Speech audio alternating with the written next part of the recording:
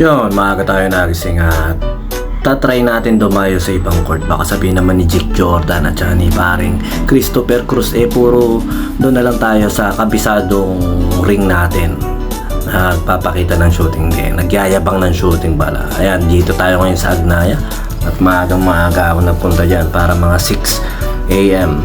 Yan, doon yung kasarapan ng araw, kasarapan ng papawis niya. Bola papawis lang tayo dahil nga nakailang linggo rin yata ako hindi nagpapawis. Medyo bumigat-bigat yung pakiramdam natin.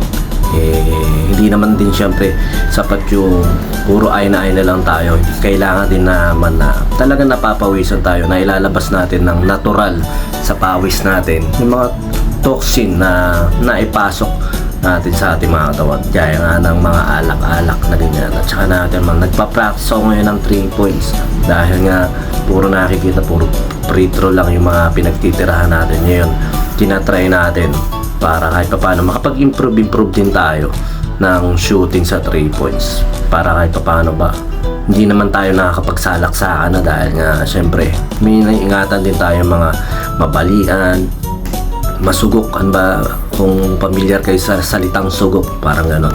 Yan, yung mga daliri. Yun, sa mga tropa natin dyan, mga sila Tembong, set na natin yan. Tagal ng set ng basketball, hindi na natuloy-tuloy. Basta yun, marami tayong maaya, pati sila Roy. Yun lang, samahan nyo ako pa, Pampis, with you. God bless.